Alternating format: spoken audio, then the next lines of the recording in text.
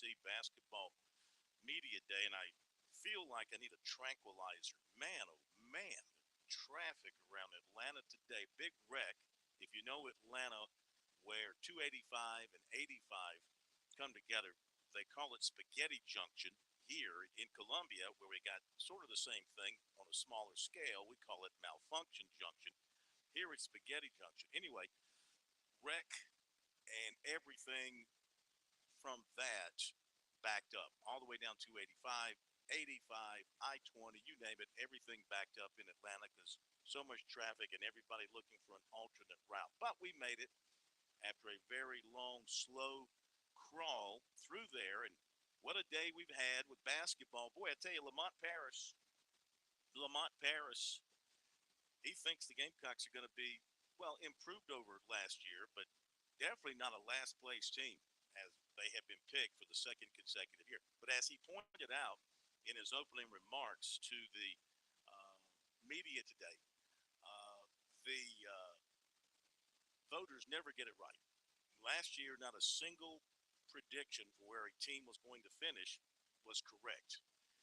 They were picked to finish last year, did not finish last, and he said he's got a much better team, a much more mature team, an older team, a more experienced team, a better shooting team than last year. And he said, he's wondering why anybody would want to vote them last. In fact, he's kind of ticked off about it. In fact, I think he and the players kind of use that as a driving force for them as they get ready for the season. So we'll hear from him tonight.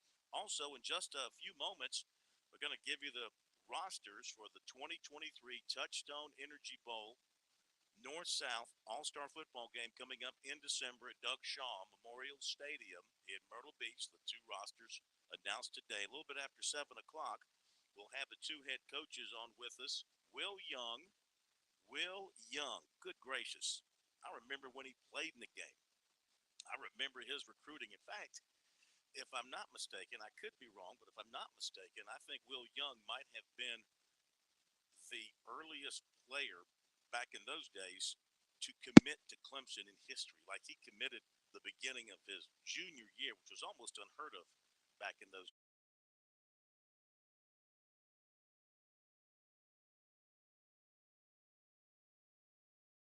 of the career.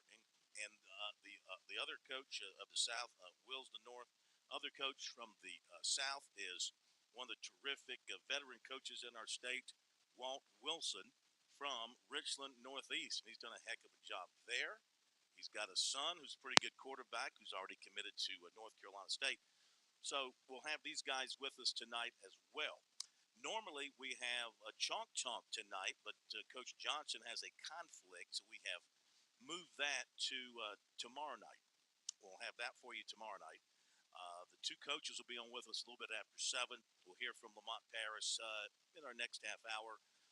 Recruiting for you as well. This is an SC Wild night as well tonight, so we'll have the Major Billy Downer with us at 7:30, talking about the great outdoors. So we have got a lot on the table. And if you want to jump on board, comments, questions, observations, the phone number 888-898-2. Back in our Columbia studio, holding down the fort there, and he'll take your phone call and get you on board with us. Again, that phone number 982525, South Carolina Education Lottery. Lucky number for you here on Sports Talk. So we heard from a bunch of, I had to leave to get back to Atlanta. So I heard from over half of the SEC basketball coaches, spoke with Rick Barnes. Always admired Rick Barnes. I mean, really, always admired Rick Barnes. Obviously, the guy's a fantastic coach. Look at his record. Won everywhere he's been. Look what he did at Clemson, where they said it could never be done. Look what he's done since then from his stops at Texas and at Tennessee. One of my favorites in the basketball business. I think, a heck of a guy. Always enjoy seeing him. It was a little surrendered representing Ole Miss, new coach at Ole Miss. Of course, he has great run at Texas Tech, then his controversial departure from Texas, but he addressed that head on. He was asked about it. He addressed it head on. And of course, Coach Cal, John Calipari was there and holding fort for most everybody because he is the king of the SEC, the king of SEC basketball. And he was,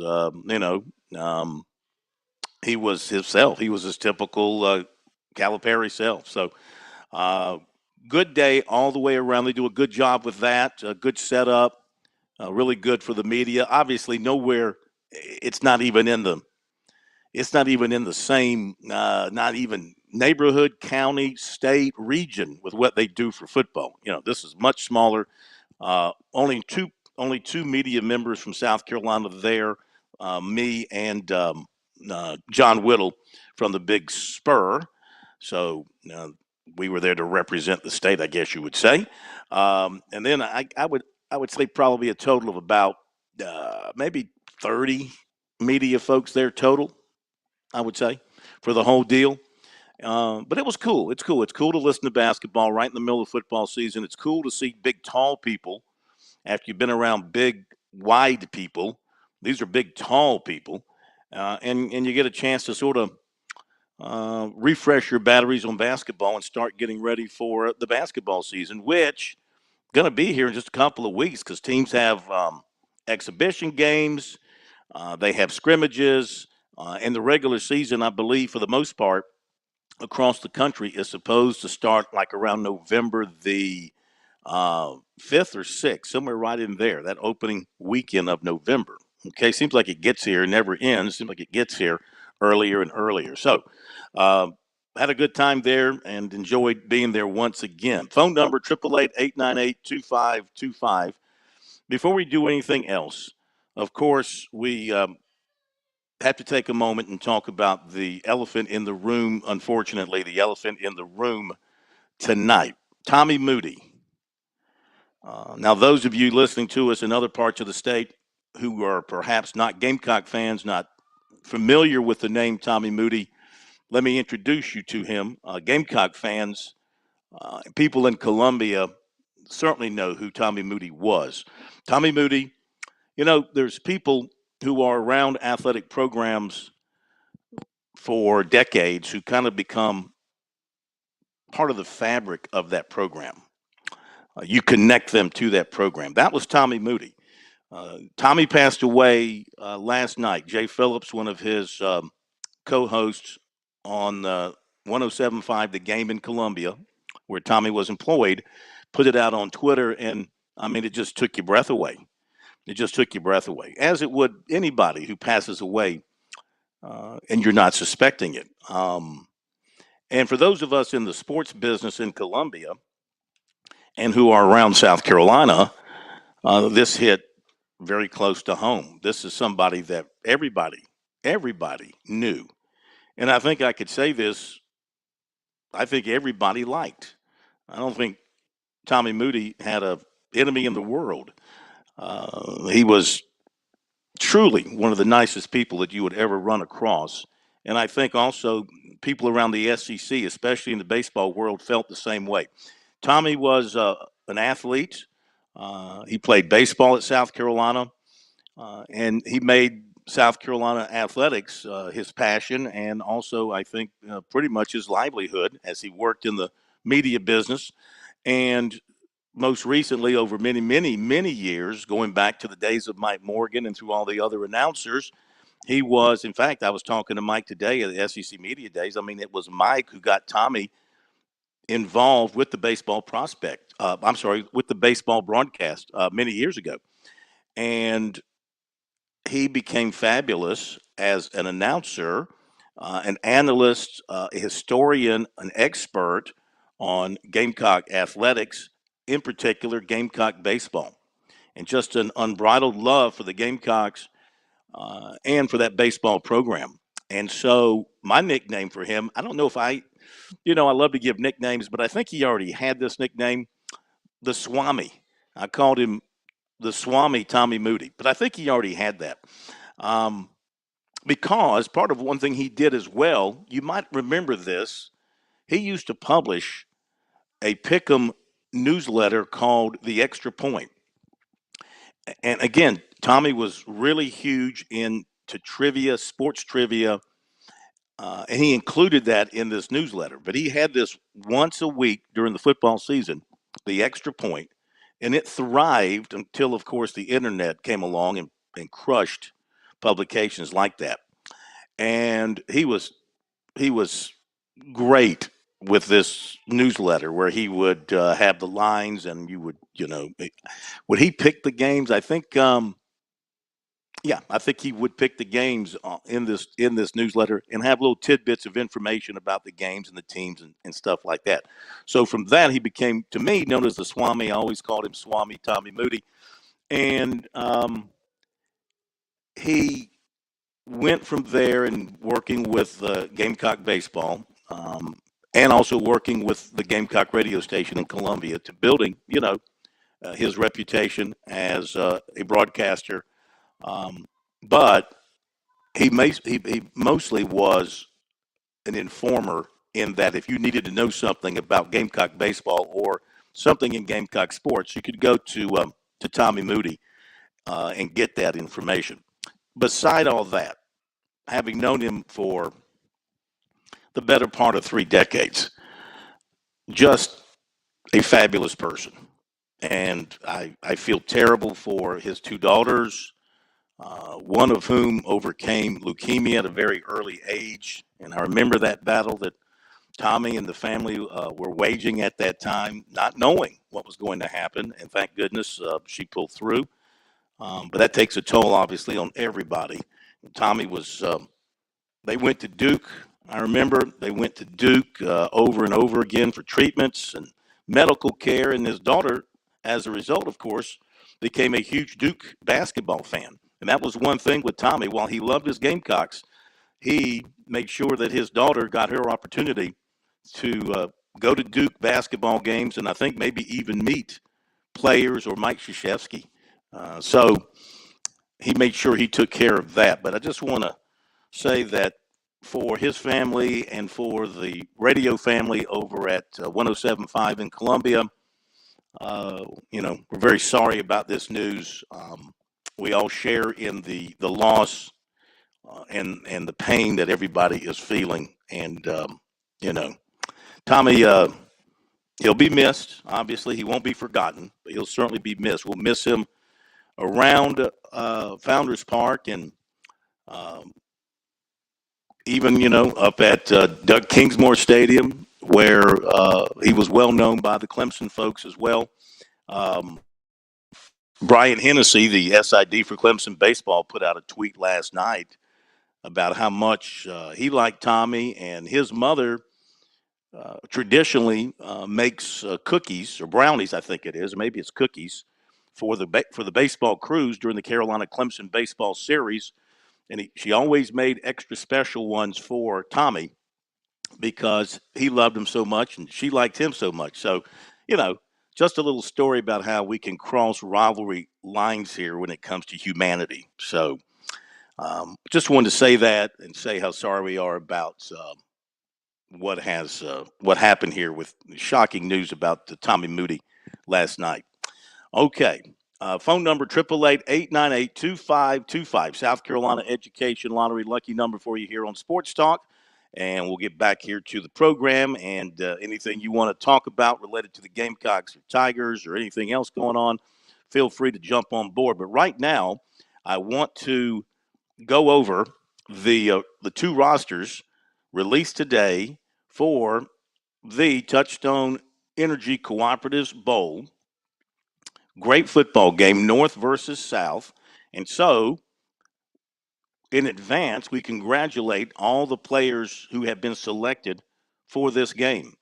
And Scott Early from the South Carolina Athletic Coaches Association and those running the game, they do a fantastic job of putting everything together and making sure the kids not only have some football to play and some football to learn, but they also have a great time at the beach. And they give back to the community. As you know, on Thursday of that week, they go to the neighborhood Target and they go shopping with young kids from the Myrtle Beach area. Terrific week, only getting better. And now we give you the names of the players on the two rosters. Beginning with the North roster, we have defensive back Jaden Simpkins out of Midland Valley. Defensive back Zy Offord from Gray Collegiate. Wide receiver Terrence Smith Jr. from South Aiken. Defensive back, and please forgive me if I mess up a name, defensive back Nay Cook from Burns, Knai. Receiver Rayshawn Cunningham of Chapman. Running Shaheem Robs of Belton Honeypath. Quarterback Coleman Gray of Chapman. Linebacker Camden Durant from McCormick. Receiver Emerson Littlejohn from Gaffney. Receiver Chase Bird from Greer. Quarterback Malachi Marshall out of South Point. Defensive back Bryson Steele from York. Linebacker Chasavion Leak from Hillcrest. Wide receiver Dion Brown of Louisville. Defensive lineman Karan Foster from Gaffney. Running back Ken Main Brunson from Saluda. Running back Elijah Coleman from Chester. Defensive back Anthony Lyons from Greer. They have him listed at 6'4", 168. Continuing with the North roster. Linebacker Jake Curtis from TL Hanna. Defensive back Devon Crumpton, Spring Valley. Defensive back Brandon Teemer, Dorman.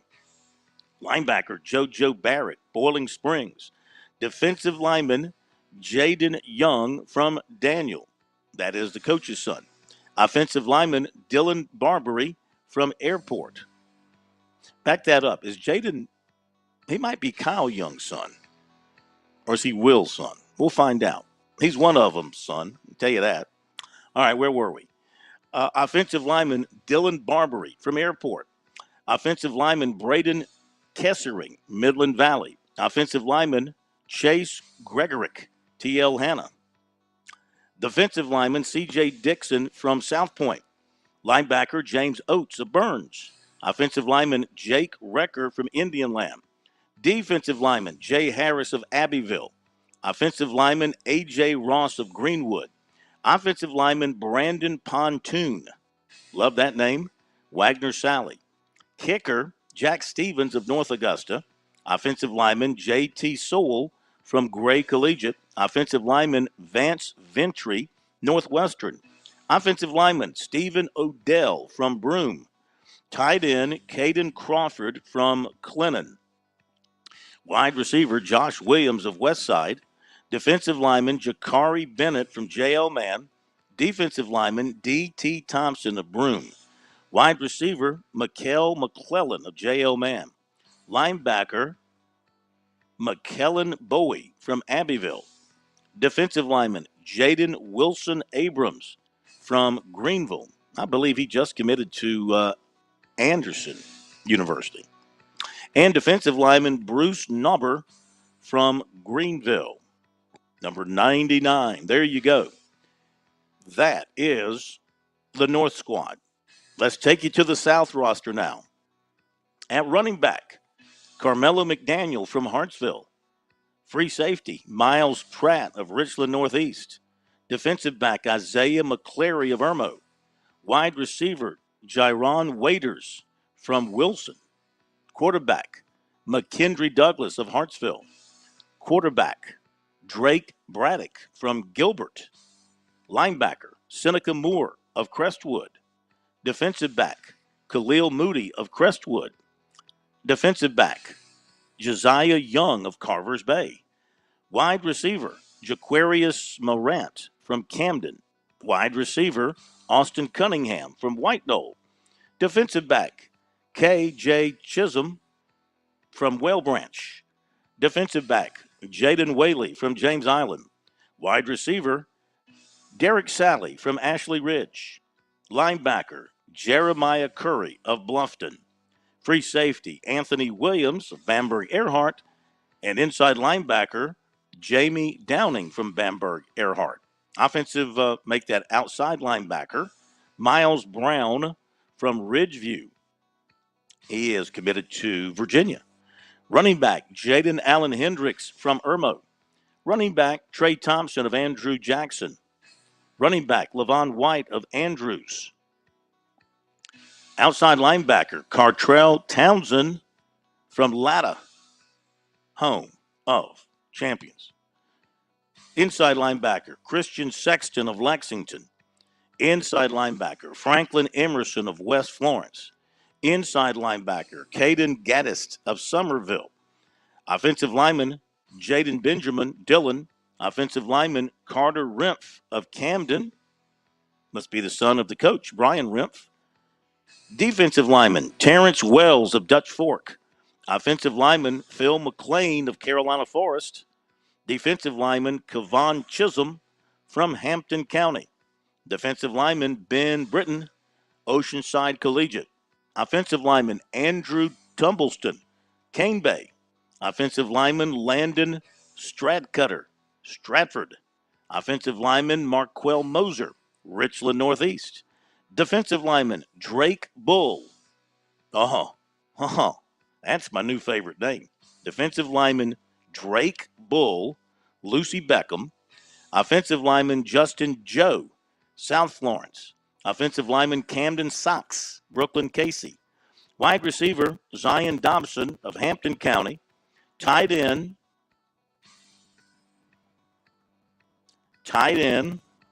Rodney Lassane from South Florence. Tight end, Dwayne Simmons of Ashley Ridge. Kicker, Sam Crocker, Philip Simmons. Defensive lineman, William Coker, Cane Bay. Defensive lineman, Jaden Middleton of Cross.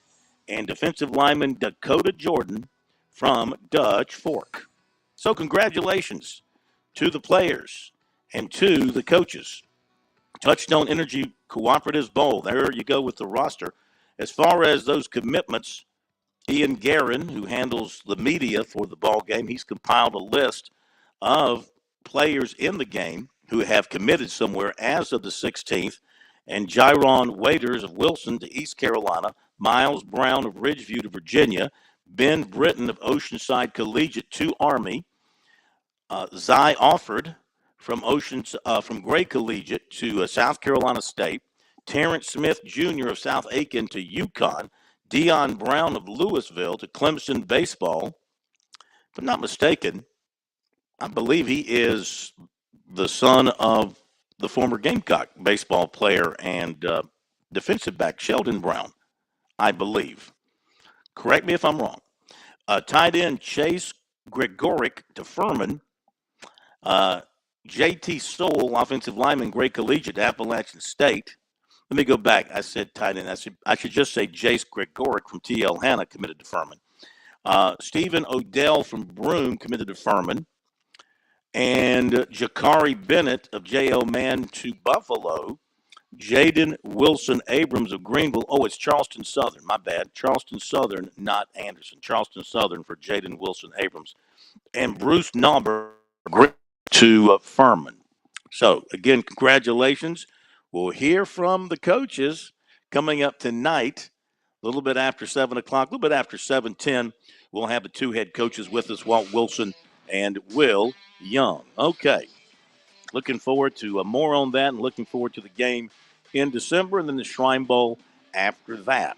When we come back, we can take some calls, 888-898-2525. Also, we'll hear from USC basketball coach Lamont Paris coming up here on Sports Talk. Be back in just a moment.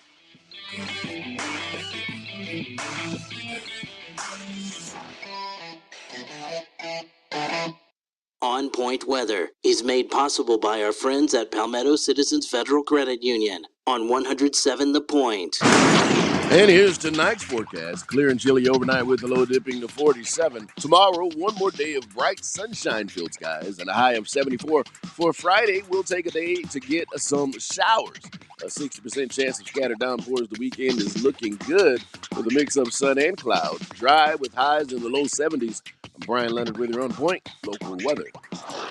Hi, I'm Alicia Kaufman-Quinton. My daddy, Billy Kaufman, opened Kaufman's Meat Plant at our present location in 1955. My family still works hard every day to ensure fresh quality cuts of beef, pork, and poultry. How about a tasty T-bone, ribeye, or New York strip steak? but to order at Kaufman's Meeting Place. Just look for the signs near the intersection of US 1 and I-20 in Lexington. Call us at 356-0076 to place your order. Kaufman's Meeting Place, when you want the very best your money can buy. With SRN News, I'm Keith Peters reporting President Biden on Wednesday said Egypt's president has agreed to open a border crossing into Gaza to allow in 20 trucks with humanitarian aid. Mr. Biden said he spoke with Egypt President Abdel Fattah el-Sisi after his visit to Israel, where leaders there agreed to allow the aid in. Mr. Biden also warned that if Hamas confiscates the aid, quote, it will end, unquote. Congressman Jim Jordan has failed to win the vote to become House Speaker on a crucial second ballot. Next steps are uncertain as Republican lawmakers float other options. Some holdout Republicans are talking with Democrats about an extraordinary plan to give temporary Speaker Patrick McHenry more power to reopen the House. On Wall Street, the Dow down by 332 points. More details at srnnews.com.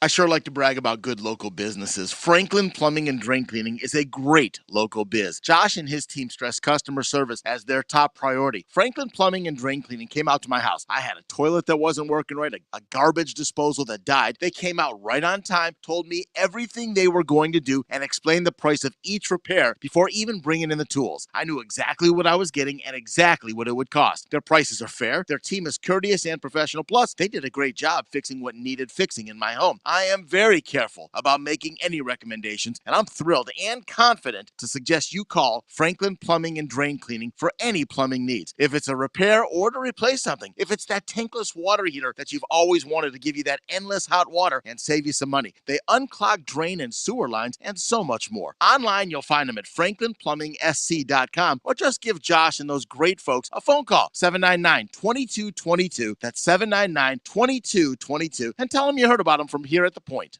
Are you looking for free checking and free savings? Dave Ramsey here, telling you to go see my friends at Palmetto Citizens Federal Credit Union. They're not a mega bank that's so big they lose the ability to treat you like a human being. At Palmetto Citizens, you're not just a number, you're a member. Join today at any of their 14 locations or at palmettocitizens.org. Federally insured by the NCUA. Fran Halloran here. Now listen closely to what I'm about to say. I'm a business owner, and many of you listening right now, you're business owners as well. The first rule in owning a business is this: don't waste money. I see business owners waste their marketing dollars all the time. Not me. I figured out a long time ago that spending my marketing dollars at The Point was not only intentional, but extremely profitable as well. If you're a small business owner, you owe it to yourself to sit down with Kevin Cohen and ask him to create a custom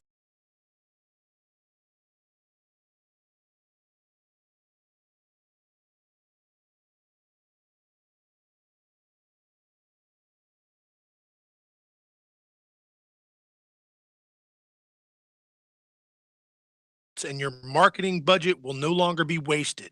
Give Kev a call at 803-563-8558 and tell him the Money Coach sent you.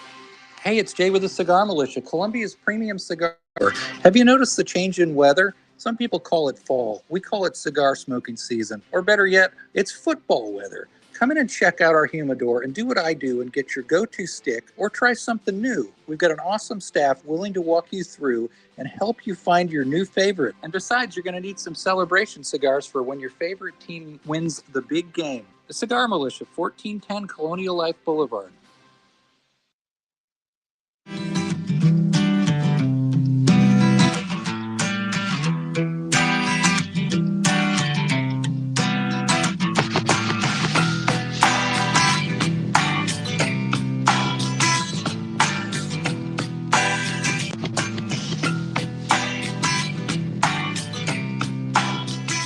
Okay, welcome back, everybody. Sports Talk here on the Sports Talk Media Network. Lamont Paris coming up in just a moment. Phone number 888-2525.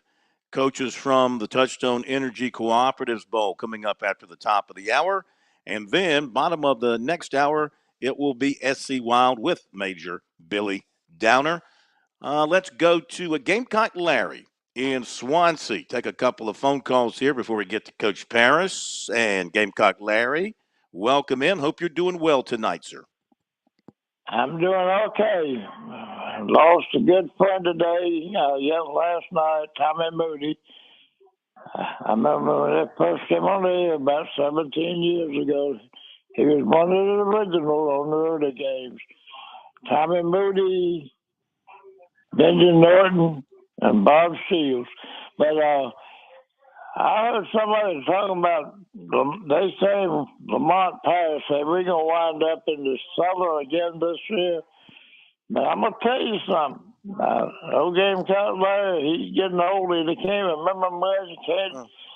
But I'm going to tell you what I'm going to tell you. I'm going to say this. We will not wind up in the cellar in basketball. Lamont Paris has got something up his sleeve, because I've talked to them people out there in Wisconsin, believe it or not. Yes, sir. I've talked to the people out there. A lady named Erin. I talked to her. She's a salesperson or something in the Gillette razor thing. And we was talking about it. I brought up old Lamont Paris, and boy, she remember him. And she told me that he got some great training out there under, I don't forget the name's coach. She told Wisconsin coach. He was he got a great, I don't know what I'm trying to say. But anyway, we will not wind up in the cellar. Mr. Field, you take that to the bank. And we will not wind up in the cellar. And now we are going to Missouri this weekend.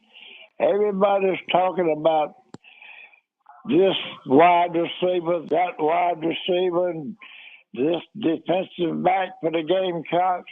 We're going to shut them down. We're going to shut them down. We're going to go up there, and we're going to win this game. And I'll tell you what, I'll give you my prediction Friday afternoon. Well, I'm wide up tonight. Go. That's about all I got to say. Love all y'all. Go Gamecocks. All right. Thank you, Larry. And trying to get my mind back onto the football, of course. And South Carolina going out to Missouri, winnable game. I don't think there's any question about it. They can play with Missouri. I think Clayton White, who spoke with the media today, obviously stung by the way the defense gave it up against Florida, had their chances, couldn't finish. Got to believe that they've really focused on things defensively, tightened some things up, maybe change some personnel, move some things around. They've done something to try to improve that defensive unit. So I would expect a better effort. Well, not effort, a better performance by the defense against a good offense. Missouri has an excellent quarterback who can run and throw. They have a great receiver in Luther Burden, one of the most dangerous receivers in the country. And they have a good running game. So this will be a test. But I think the Gamecocks can score. The weather's supposed to be good. So, I take that back. It's supposed to be good, but windy. 15 miles an hour with some gusts to about 25. So could that impact the passing game? We shall see. But I think the Gamecocks will score their points. The question is, can they keep Missouri down on the scoreboard and give themselves a chance to win? All right. Tell you what, before I get too backed up here, I want to go to Lamont Paris and the Gamecocks basketball coach on display today in Birmingham. First, he spoke to the general media from up on a podium. First question he was asked was about being picked last, and he went into great detail. I mean, he knew he'd done his homework, or somebody had done it for him. I think he probably did it himself. I mean, he knew by looking it up and researching that no team finished last season in the position they were predicted to finish. Some finished higher, some finished lower. They finished higher because they were picked last season. So his point was, don't believe the predictions. And I believe he was a little bit offended because people either believe he doesn't have good players or he's not a good coach, and thus they voted him last. Then Before he departed, me, along with John Whittle from the Big Spur, got together with the coach for a little 2-on-1 conversation. That's the part we're going to bring you starting right now. Bring us up to date just on practice and how things are looking and how you're feeling here with just a couple of weeks to go before you get serious. Yeah, practice has been good. Guys are chomping at the bit to play somebody else. You know, when you have the foreign tour in the summer, they give you 10 extra practices, so you're ahead in terms of what you've got in and that kind of thing. So they're ready to play somebody else. But we're healthy, knock on wood, right now, relatively, and guys are starting to really come together. They're working hard. They communicate at a high level, and winning games is at the forefront of the vast majority of what they want to do, and I think that always gives you a chance. At your media day back in Columbia, then here again today, you really harped on the three-point shooting, and you really believe this team can fill it up from outside. Yeah, I think it's a strength of ours. You know, I don't want to give the wrong impression that that's all we're going to do. You know, but I think the tone for what we're doing offensively will be set by a couple of things. One, our movement, our willingness to move and move the ball, but two, our ability to shoot the ball in from outside. And when we can do that, it'll space the floor and allow some guys to have better driving angles, a couple guys to play one-on-one in the post a little bit more when you have shooting on the court. And so I think it's a strength of ours. And I'm not going to run from the fact that I think that is a real strength of ours. And hopefully the numbers will bear out the way that they have so far, but we've shot the ball well, and I think we've generated high-quality shots. And if we continue to do that, I think we'll make our fair share. Year one for a coach is never easy. So many moving parts, players coming and going, and organizations and all that kind of stuff. So it's year two. How much more comfortable do you feel? A lot more comfortable, just in a lot of different ways. One, just the feeling of practice. We do so many more normal things at practice. And, well, how does that happen? Well, one, you have older guys. And when I say experience, it's not just their birth age. We have older guys.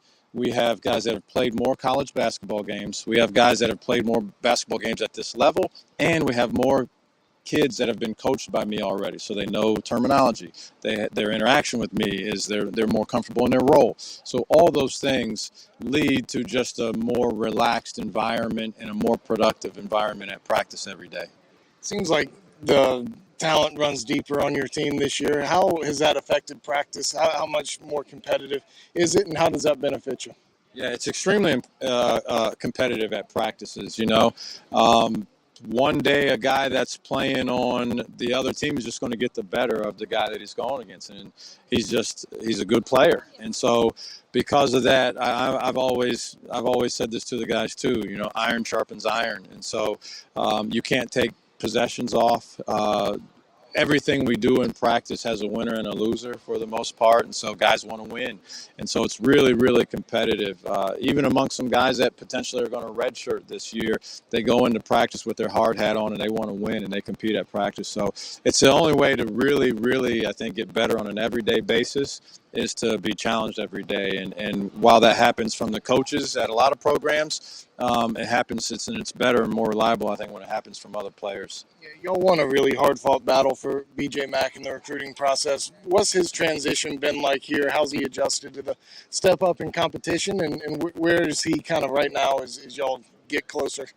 It's been good. BJ's been really committed to improving some of the things that he needs to in order for him to thrive as an individual and for us to thrive as a team. I think he's made a real commitment to his body composition, quite frankly, and just his ability to stay on the floor for longer.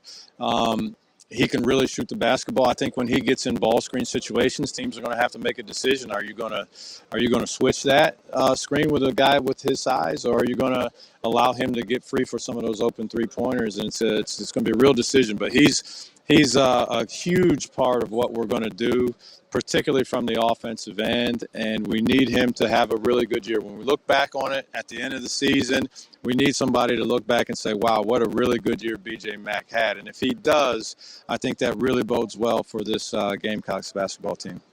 Josh Gray showed last year that he can be a dominant player on the boards. Can you keep him on the floor? Can you go 25, 30 minutes from him and get a high level of performance from him? Is he in that kind of shape? Is he that healthy? Yeah, I think 30 minutes is really optimistic at his position. I think no matter who you're talking about, not only is a fatigue a factor when you're at that size and the guy's playing really hard, but then you also have fouls. Those guys are more prone to foul for a variety of reasons.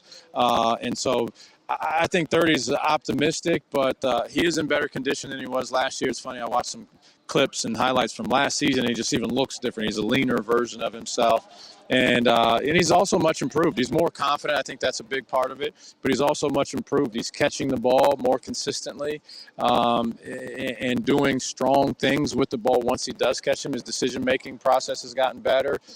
He's putting the ball in the basket at a higher level than he has in the past. But this will be a good year for Josh in terms of more growth. I think we all saw it last year. It'd be hard to deny the fact that Josh was one of our most improved players between he and Jacoby Wright. Those guys were fighting for it on every day, it seemed like.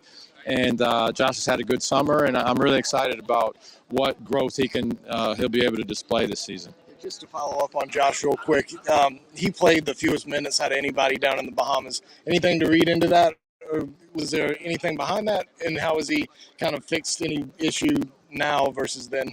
Yeah, nothing to read into it. I mean, I didn't even know that. So nothing to read into it. Like I said, when I went down to the Bahamas, I had a couple of goals. One, that everybody would play, and two, hopefully that no one would get injured. And both of those, we checked both of those boxes. So that had no bearing on anything. And I hope you don't print that, because now Josh will know he played the least amount of minutes. And I'm sure he probably doesn't even know that as of right now.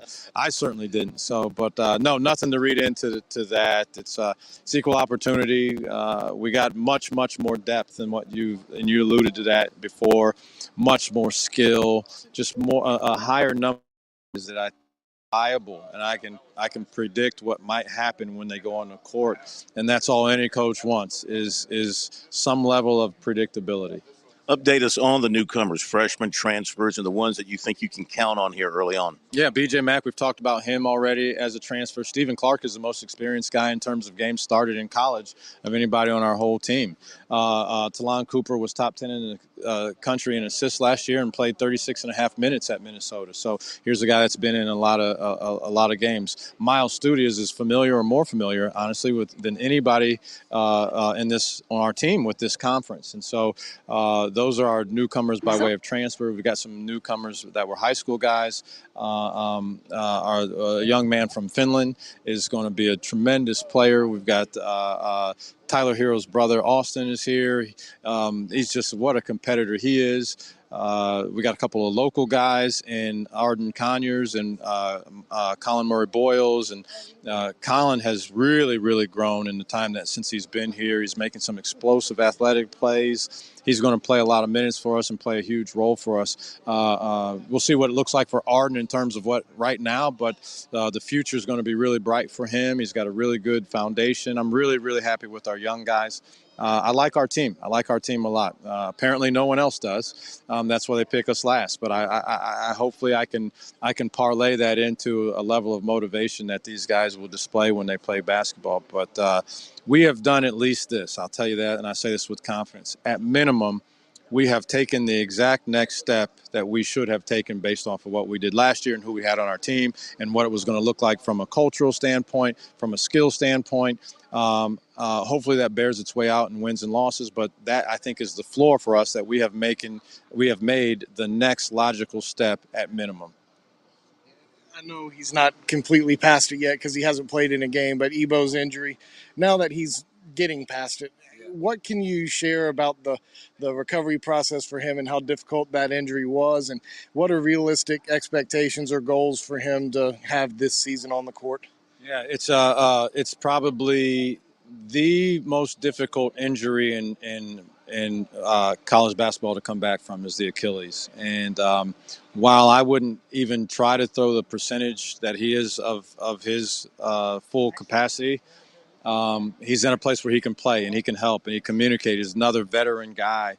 Just the energy when he's on the court, the things that he sees, the way he communicates with other people has been tremendous. So there's a role for him for sure. He's continuing to improve on a day-to-day basis. Amazingly enough, I don't say that just to say that. Literally every day he feels better, recovers slightly quicker, gets loose a little bit quicker, feels stronger in that Achilles every single day. So we have some time until we play our first game, but I would not be shocked for him to be out there and making a real contribution to what we do. All right, Lamont Paris feeling pretty good about the Gamecock basketball team. They, in SEC play last season, averaged 4 rebounds less per game than their opponents. That's an area they've got to get better in. You heard him talk about Josh Gray, and they have to develop some other depth inside because, the penalties will pile up and they'll have to go to the bench. But by and large, I believe that this could be a fun team to watch because they, like Michie Johnson was saying and Taylon Cooper was saying, they can shoot it. They got shooters. And they plan on shooting the three, Live by the three. Sometimes you thrive by the three, but sometimes you die by the three. But they should be a fun team to watch, and we'll see what happens here in year 2. And Phil, next real quick, Wednesday. real quick, and also with the 7 players departed from last season's team, the Gamecocks do lose roughly 47% of your minutes played, 56% of all your points from last season. So they're going to have to figure out where to come up with some of those points. But I've seen a lot of folks writing articles about this, and I tend to agree. Some of those players that are left, I don't want to necessarily name anybody in particular, but and it's not a detriment or anything personal against that player, but it may almost be addition by subtraction. There were certain players on the team that had very high usage rates, but they were not very efficient. And so you might see a little bit more of efficient offense this year with the players here in town. So I'm with you. I'm excited to see what they have. They have a lot of great shooters, but again, losing over half of your overall scoring from last year, it'll be interesting to see where those points come from this season. Well, this is true. And I would have to say this, too. I mean, G.G. Jackson, for all his talent and all his hype, and we didn't play this part. We later got into a conversation, John and I and the coach, about star ratings, and he really shot those things down. He said, if you have a bunch of 4- and 5-star guys, if you got an entire roster of those kind of players there, chances are you're going to be pretty good. But those star ratings don't guarantee success. It's about players buying in, playing your system, learning your system, and playing the game the way that coach, wants them to play. And let's face it, last year when you had a guy like G.G. Jackson, you knew the ball was going to get to him, and he delivered 16 points. He led the team in scoring, and I think he was maybe first or second in rebounding. So I think individually he did his job, but as we all saw, there were times there where it looked like from a team standpoint, it wasn't working real well. And look, for all his hype as a 5-star kid, he didn't help the team win a whole lot of basketball games, just like Anthony Edwards when he was the hyped player at Georgia a few years ago. Same thing. Great player, but the team was not good as a result. All right, we got to hit a break here on Sports Talk. Phone number 888-898-2525. We'll squeeze in a call or two. Top of the hour, before the top of the hour break. Second hour, the coaches from the Touchstone Energy Cooperatives Bowl North-South game will be with us. Walt Wilson, Will Young, SC Wild at 7:30. We'll be back after this break. Don't go away.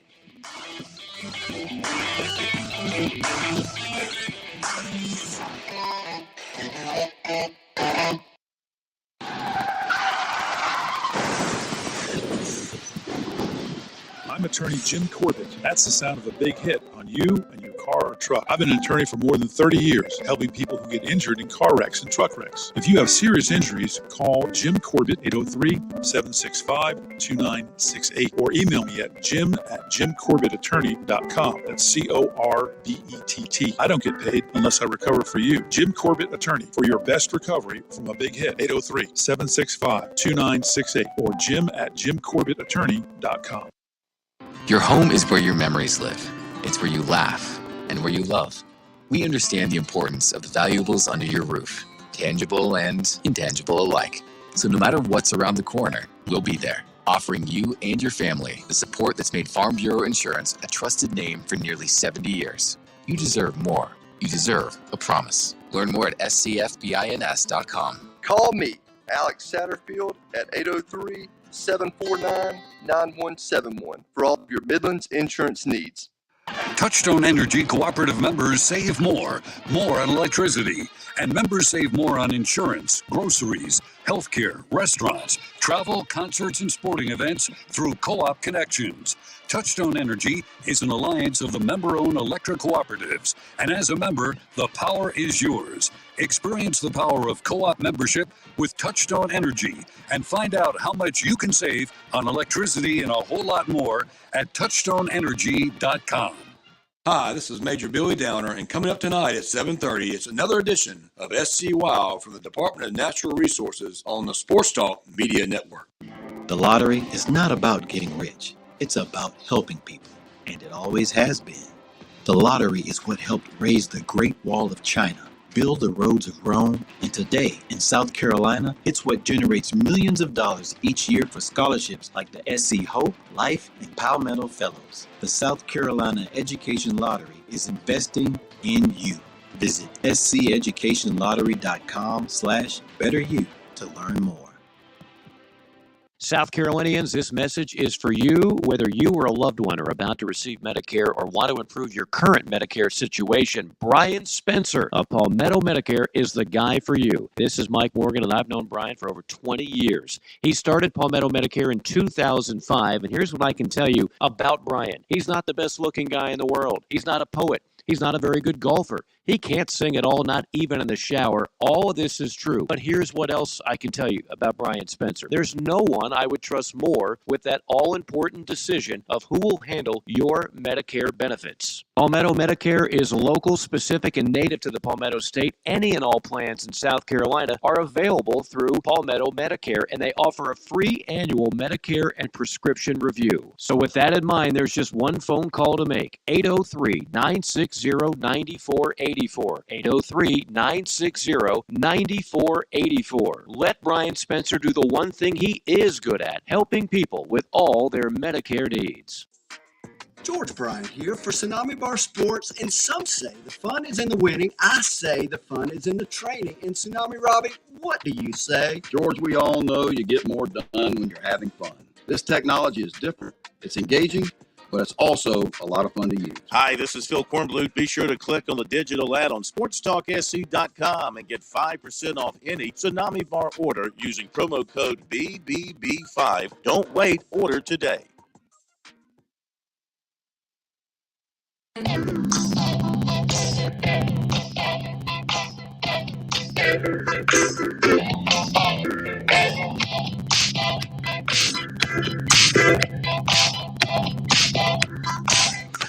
All right, let's jump back to the phones before the top of the hour. Thank you for waiting. You're on Sports Talk. Go right ahead.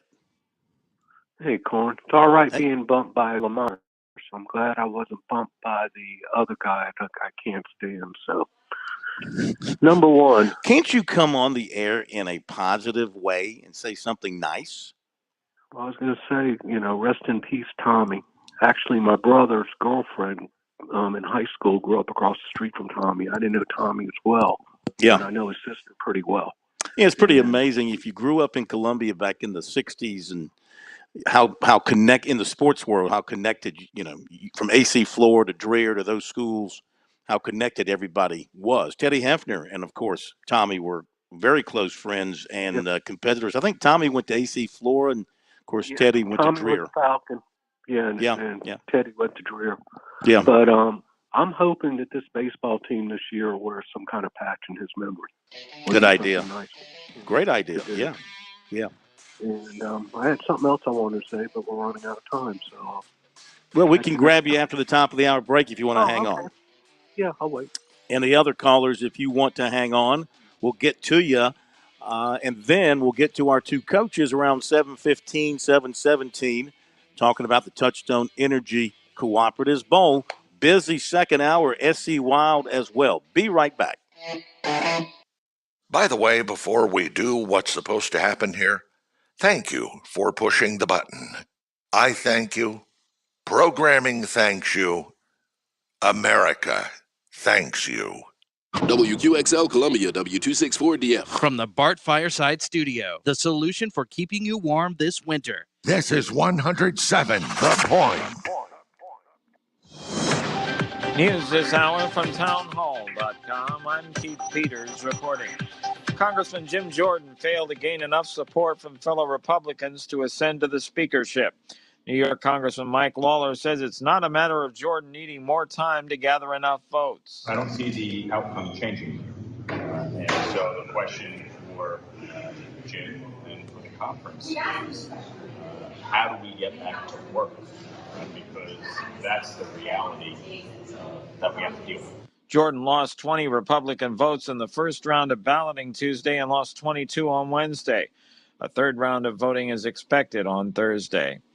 The prime suspect admits to Natalie Holloway's 2005 murder in Aruba. Correspondent Shelley Adler reports. A U.S. judge says the chief suspect in Natalie Holloway's disappearance admitted he killed her and disposed of her remains. Joran Vandersloot has agreed to plead guilty to charges he tried to extort money from the teen's mother years later. The disclosure came during a plea and sentencing hearing for the 36-year-old in federal court in Alabama. The Dutch citizen was sentenced to 20 years in prison for extortion and wire fraud, but as part of his plea agreement, that sentence will run concurrently with his sentence in Peru. That's where he's serving 28 years for killing another woman in 2010. I'm Shelley Adler. President Biden on Wednesday said Egypt's president has agreed to open a border crossing into Gaza to allow in 20 trucks with humanitarian aid. Mr. Biden said he spoke with Egypt President Abdel Fattah el-Sisi after his visit to Israel, where leaders there agreed to allow the aid in. On Wall Street, the Dow down by 332 points, the Nasdaq dropped 219, the S&P 500 lower by 58. More on these stories at townhall.com. Oil! From director Kevin Sorbo comes Miracle in East Texas. During the Great Depression, two aging con men peddling shares in worthless oil wells find more than they're looking for. Lotharians. He's talking about you. A tale of hope and redemption. A true hand-to-God miracle is what it is. Miracle in East Texas. Starring Kevin Sorbo, John Ratzenberger, Sam Sorbo, and Louis Gossett Jr. Rated PG. Parental guidance suggested. In theaters October 29th and 30th only. Go to miracleineasttexas.com. Hi, this is Rhett Rasmussen of BestHotGrill.com. We make the amazing Solaire infrared gas grills that are built to last and will consistently deliver better than restaurant grilled food. The Solaire infrared burner heats up to 1,000 degrees in just 3 minutes, even in the dead of winter. The high heat locks in the juices and flavor and grills food faster. Learn more about these fantastic USA-made grills at BestHotGrill.com. Solaire, hot, fast grills at BestHotGrill.com. It's been a full day for President Biden during his visit to Israel. The latest from the Media Line's Felice Friedson. President Joe Biden landed in Israel Wednesday morning, arriving to a situation that had deteriorated since he boarded Air Force One some 12 hours before. While airborne, news came of a major blast at a Gaza hospital that killed an estimated 500 people, triggering angry accusations that the Israeli military was at fault. The Israelis remain equally vehement in their denial, releasing video evidence to prove its point, which was accepted by President Biden. Nevertheless, Jordan's king canceled a planned meeting with President Biden and other Arab leaders in Amman following talks in Israel. The Iranian-backed Hezbollah terrorists based in Lebanon have threatened to make Wednesday an extreme day of rage. I'm Felice Friedson, Town Hall News, Jerusalem. News and analysis at themedialine.org and townhall.com. I'm Keith Peters. On Point Weather is made possible by our friends at Palmetto Citizens Federal Credit Union on 107 The Point. And here's tonight's forecast. Clear and chilly overnight with the low dipping to 47. Tomorrow, one more day of bright sunshine-filled skies and a high of 74. For Friday, we'll take a day to get some showers. A 60% chance of scattered downpours. The weekend is looking good with a mix of sun and clouds. Dry with highs in the low 70s. I'm Brian Leonard with your On Point local weather. As a kid, you dreamed of being a firefighter one day. Now, the opportunity is yours. Answer the sound of sirens. Live your dream. Become a part of a team, a family. Visit scvolunteerfire.org to find out more.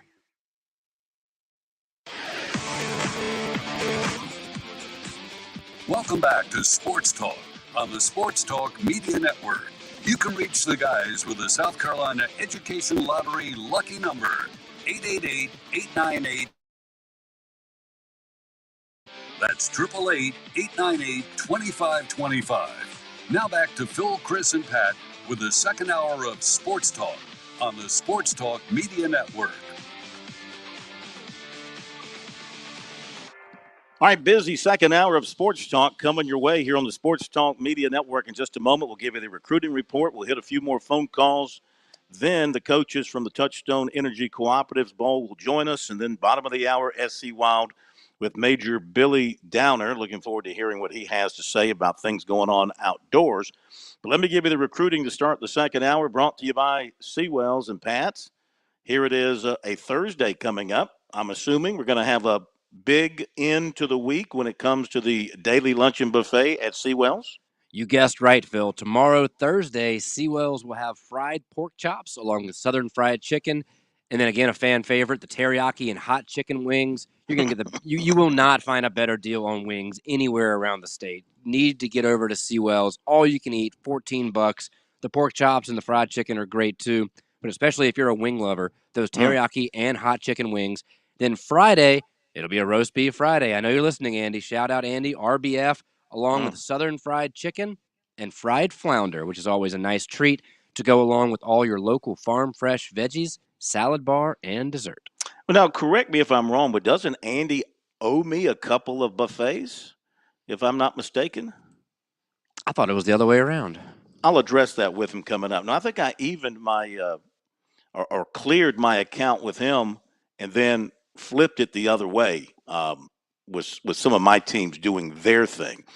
Regardless, get out to Seawells today. Well, not today, tomorrow and Friday, and enjoy the best buffet in the capital city. And for the best in the catering business, just give the Seawells folks a phone call. Let them help you out. 803-771-7385 online at SeawellsCateringSC.com. Well, last night, South Carolina offered defensive tackle Jerome Simmons, 6'4", 330. You talk a line plugger. He plays the zero technique, the 1, the 3. Played his high school football at Bamberg Earhart. Not all heavily recruited out of high school in 22, so he signed with Highland Junior College in Kansas to improve his recruiting stock and his grades, and all that is good now. And he will be a May graduate with 3 years to play 2. He went to USC's camp last summer after talking to them earlier, went to their camp last summer and did well. And South Carolina's defensive line coach, Travian Robertson, told him that they would keep an eye on him. And obviously they did. And Robertson called him yesterday. He called him back, and he got the word of the offer from the Gamecocks. Obviously he was very excited to have that offer, a chance to play for an in-state school. Not sure when he'll visit USC because his own schedule and the potential of a bowl game. He does have an official visit to Georgia set for December 9th. He also has a Coastal Carolina offer, Marshall, Jackson State, Charlotte, Akron, and Jacksonville State. He's played 16 games at the junior college, and he has totaled 49 tackles, 9 tackles for loss, 4.5 sacks. Clemson offered 2025 safety Hilton Stubbs, 6'1", 180, of Jacksonville, heavily recruited, heavily offered, Florida, Miami, Florida State, Oklahoma, Alabama, Texas A&M, Southern Cal, Penn State, Wisconsin, Georgia, Auburn, etc. He's been to games at Miami, Florida, and Florida State. He plans to return to Tallahassee this weekend. In 10 games last season, he had 84 tackles, 3 tackles for loss, and 2 interceptions. This season, 45 tackles thus far, 3.5 for loss, 3 interceptions, 5 passes broken up, according to stats from Max Preps. Clemson also offered 2025 receiver Vernell Brown of Orlando. His father played at Florida and currently serves as the manager for Colts quarterback Anthony Richardson. Brown also holds offers from Duke, Penn State, Auburn, and Ohio State, among others. Offensive tackle Jordan Seaton of IMG Academy, who had some interest from USC, has set an official visit to Oregon for for this coming weekend. The Gamecocks have been trying to get him in for a visit without success. He's also been to Alabama, Florida, Tennessee, and Colorado. All right, and let's see what else we want to mention here. 2026 wide receiver Jordan Gidron, 6'2", 175 of Ridgeview, was offered by Miami. And South Carolina has picked up another baseball commitment. Mark Kingston and company been loading up with recruits in the 24, 25, and 26 classes. This one is for the 24 class. Left-handed pitcher Brandon Clark, 6'4", 225, Cary, North Carolina. He goes to State College of Florida, junior college. He only pitched 3 2/3 innings last season. So they must have seen some good stuff there or some stuff somewhere else that they like, but they have obviously offered him, and he has now committed. Left-hander Brandon Clark, Cary, North Carolina, State College of Florida, junior college. There you go, recruiting tonight here on Sports Talk, brought to you by Seawells. All right, back to the phones for a couple of minutes, then we'll break and get the coaches on with us. And Andy, if you're still hanging on, we'll go to you and let you finish up what you were talking about as we hit the break. Welcome back into us. We're even, Corn, right now. We have a bet for the baseball season. Mm-hmm. Mm-hmm. And my team finished with a better record than your team. No, I'm talking about you or said we're talking South Carolina baseball. Yeah. Wins. Yeah. The number of wins. Yeah. We have a bet going on. Yeah. What do you want to bet on now? You want to bet on something now? You want to bet on this weekend's football? Last night, because the Knicks and the Celtics played an exhibition, I would have bet you last night, but I couldn't get on. So. And you would have lost. Your Celtics whipped up on my Knicks, but yeah, we're going to be good this year. This is our year. It's our year. Yeah, y'all look pretty good. Mm-hmm. Regarding what you and Morgan were talking about regarding baseball playoffs, yes, I got a better idea than what y'all came up with. I mean, we got so many teams right now. Why not 2 more teams being added? Having 8 teams in each league going at it. That way, no one's sitting out. No, because I'll put it to you this way. Your pitchers might be able to rest a week and be all right, but your batters aren't going to be able to rest a week and be all right. That's just not part of the game. So you're saying just do away with wild card games, just have a straight 8 teams in each league having just a regular playoff situation? Well, you could still go to the first round is 3 games, and all of them being at the better teams home. Mm-hmm. That would be fine with me. But this year, if we would have done that, your Yankees and the Mariners would have been added to the AL, which aren't 2 bad teams to have added. Yeah, but how much do we want to water it down? I mean, no, the Yankees were a bad team. The Yankees had no business being in the playoffs this year. Yeah, but you're only talking about 3 games, and those 3 games are to keep the upper teams in shape of playing. You know, I think the Braves found out playing against yourself in scrimmages don't do any good for you. You need to be Is that the secret? Is that really? I mean, is that what we're going to pin it on now? The teams that struggled, who had the best records in the time off, is that what we're going to nail this on? Is the fact that they time away from the game hurt them? Well, is baseball the type of game that you take a week off? Is there ever a week off that you take? You don't even take a week off for the All-Star break. Close to That's it. Only like a 4-game. That's only like a 4-game break. They take off Monday, Tuesday, Wednesday, Thursday, come back, play Friday. Yeah, 4 days. Yeah. I mean, a week's a very long time for these batters to get back in position. Well, maybe they shouldn't. Maybe they should tighten the schedule so that season ends on Sunday. Let's play on Monday. Let's get right to the wild card. Play on Monday, and all right, if it's going to be 2 out of 3, finish it up by Wednesday. Then you start the next series on Thursday. So the teams that were resting, let's play them on Thursday. Get them going. That's only 4 days rest. One series started, then it stopped one day, and then went to the next day after. I was like, why? Well, we know why, because of TV. But in the National League, you would have added the Cubs and either the Reds or the Padres. I'm not sure which one would have came out in the tiebreaker, but they both had. And the Reds would have been an exciting team to see in the playoffs. Yeah. Even though they kind of died. But, I mean, to me, that's a better option than to have the 6 teams and then the 2 top teams getting all 5 home games. I think that's ridiculous. I don't think that would do much of a difference. Actually, I think the Phillies would have beat the Braves one way or another this year if it would have been 5 games at their place or the 5 games the way they played it. And I just think that the issue is these guys sitting out for a week, and I think having them actually playing games during that week would be much better. All right, let me run quickly to one more call. Thank you, Andy. Heard your comments there. Understand what you're saying. Hey, you know what? The way they like to expand playoffs, they might go to 8 teams before it's all said and done. Let's go to Ron in Greenville before we hit the break. Ron, welcome into Sports Talk. How are you? Thank you, Phil. I appreciate it. Yes, sir.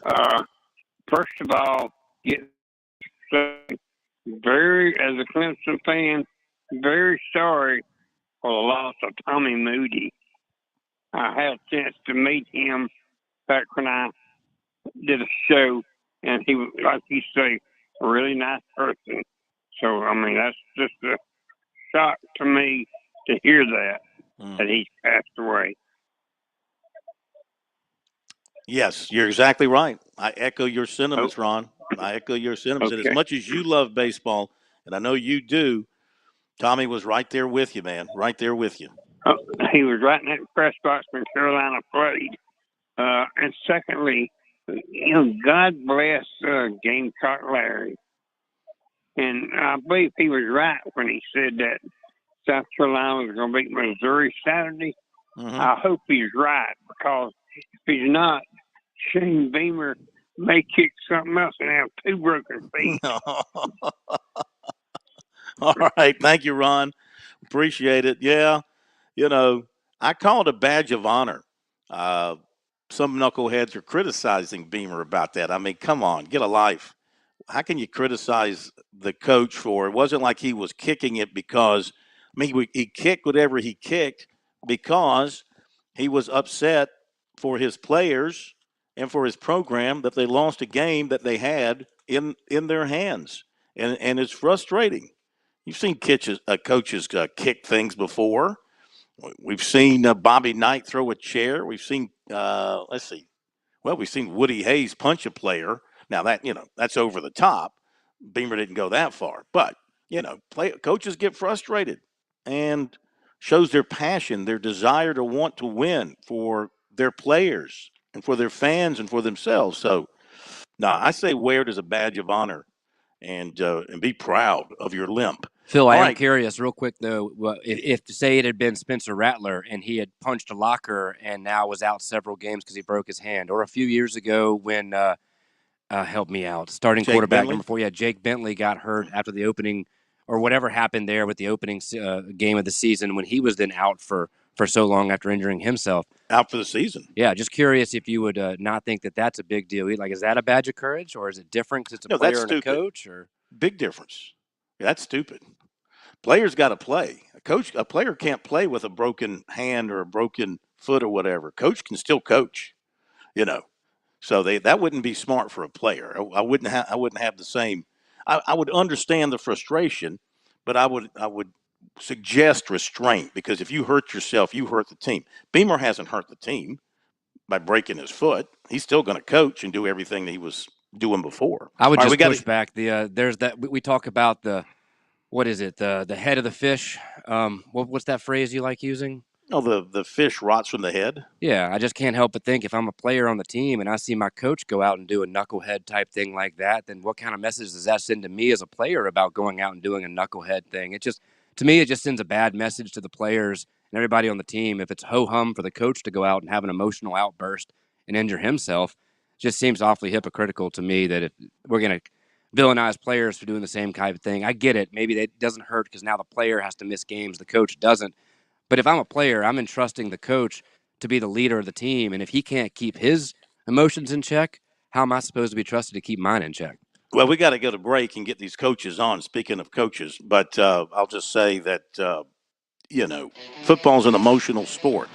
And, I mean, if in the locker room a coach throws a trash can, throws a chair because he's mad about something, or kicks something and he didn't mean to break his foot. He kicked something that he probably didn't think was going to hurt him, and he ended up breaking his foot. I mean, if I'm a player, I'm like, yeah, man, I'm with you. I'm ready to run through that wall for you. I mean, it might have been stupid to break your foot, but I got you back. Be back in a moment. Got the coaches coming up from the All-Star game.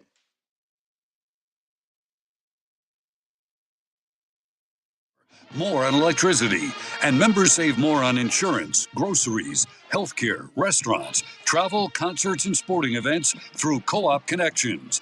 Touchstone Energy is an alliance of the member-owned electric cooperatives, and as a member, the power is yours. Experience the power of Co-op membership with Touchstone Energy and find out how much you can save on electricity and a whole lot more at touchstoneenergy.com. Investing can be like a puzzle. There's so many pieces to consider, and it can be hard to know where to start. But with the right guidance, you can put the pieces together to create a winning strategy. That's where Founders Investment Services come in. Our team of financial advisors can help you navigate the complexities of investing and create a personalized plan that fits your goals and risk tolerance. We'll work with you to identify the pieces of your puzzle and how they fit into your financial future. Call 866-739-7064 or visit foundersfcuinvestments.com to learn more about how we can help you take the first step towards reaching your financial goals. Securities offered through LPL Financial. You've put in the work for your education. The extra early, extra late, extra work.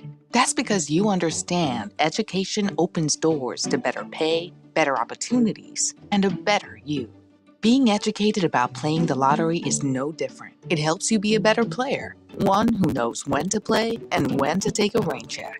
The lottery's a game, so let's keep it fun. Learn more at sceducationlottery.com/betteryou.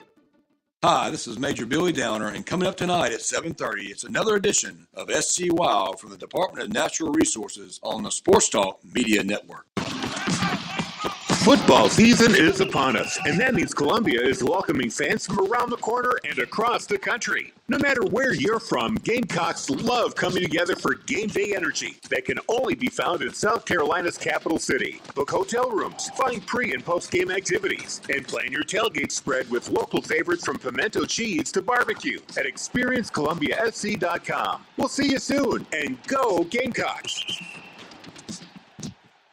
Farm Bureau Insurance's agricultural roots and ties to South Carolina farmers have shaped the company's culture and work ethic, providing a unique customer experience. Customers are treated like people, not policies. Now, while other insurance companies may have a one-size-fits-all approach to handling customers, we believe you need to be valued and treated right.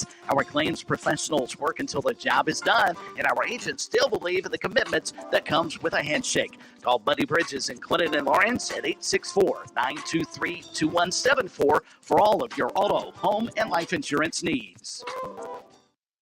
South Carolina's taste buds have spoken, and they're asking for beef.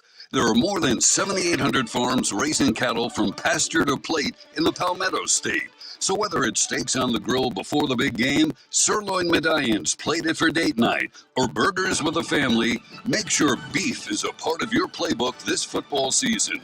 Smoked, grilled, and slow roasted. Find the best way to enjoy your beef at sccattle.org. Beef, it's what's for dinner in South Carolina. Funded by the South Carolina Beef Council, part of the Beef Checkoff Program.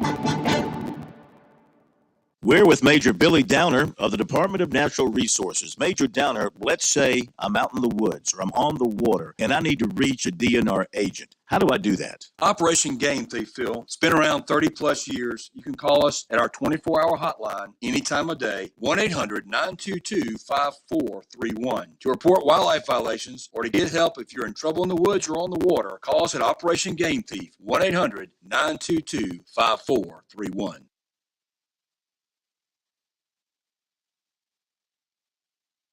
Yeah, you know what it is. Black and yellow, black and yellow, black and yellow, black and yellow.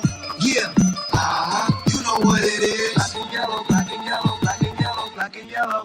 Yeah, you know what it is. Everything I do it big. Yeah. We are back on Sports Talk here on the Sports Talk Media Network, and today was a big day because the Raptors for the Touchstone Energy Cooperatives Bowl, the North-South All-Star football game coming up in Myrtle Beach in December. And right now we are joined by the head coach of the North squad, Coach Will Young from Greer. Hoping to have Coach Walt Wilson from Richland Northeast with us. If we don't get him now, we'll get him another night. Of course, coaches are practicing and maybe schedules got delayed, but we're happy to have Coach Young with us. And first of all, congratulations to you on becoming the All-Star coach and putting this team together. Thank you for joining us. How you feeling? I feel pretty good. Had a nice day at practice today, and we're excited to get going. Yes, sir. How about this team you and your staff put together? What do you think are some of the top characteristics of this group? I think as we were going through it at the beginning, there's so many good players, both in the upper and lower state, and it is quite a challenge to do it. It took us 5 or 6 meetings, lots and lots of film. I think over 190 kids were nominated, so that's a lot of time. But our main focus was finding kids that were long, finding kids with some speed, and then obviously the big deal down there is character. So. We feel like we've kind of matched it up with that, tried to find some kids that could run and some long kids that could play in space. What about your quarterbacks? You got Coleman Gray from over at Chapman and Malachi Marshall from South Point. What stood out about those two? Well, I'm familiar with Malachi. I mean, we played them last year in the playoffs, and it wasn't real close. So he does a really good job. Obviously, having the combines has been real helpful for us to see that. We first started watching the wide receiver from Chapman, and obviously we like him a lot. And, so we added him to it, and that's for Sean Cunningham, and he's a big-time target. And then just started noticing the quarterback a little bit, called over there, found out a little bit about him, and just kind of he's got a little moxie to him, and so he fit in pretty well with what we're doing. I just figured it out. I was questioning myself on the air. So the offensive lineman, lineman from Daniel Young, that is your nephew. That's Kyle's son. That is, and he is going to the Shrine Bowl. I couldn't get to keep him. I tried to talk him into just staying with the North South, but he's in the Shrine Bowl. This is who? So Jaden's in the Shrine Bowl. Jaden is not my son. It's not my nephew. We're not related. Oh, okay. Well, I was drawing a conclusion. There is a young at Daniel. They're the same. Him and Jaden are the same year, and he's an offensive lineman, and he's going to the Shrine. So we played against Daniel. We opened up the season with him. Was real impressed with Jaden, and he does a lot of good things in there. And we'll be able to do a lot for us. He's got good feet, moves well. He's aggressive defensive lineman. So we're pumped to get him. Gotcha. That was me thinking out loud. And, that's all right. Not really figuring it out. We do have Coach Walt Wilson now with us from Richland Northeast. So hang on, Coach. We're going to bring him on. Coach Wilson, how are you, sir? Fine. How you doing? We're doing great. Thank you for joining us. Congratulations on the All-Star assignment and getting your roster together. And how do you feel about the team you and your staff put together?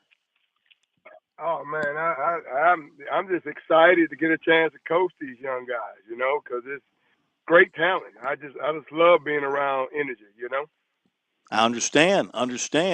And you have got an excellent team, and obviously at quarterback, you got McKendry Douglas from Hartsville and Drake Braddock from Gilbert. What do you like about those two guys?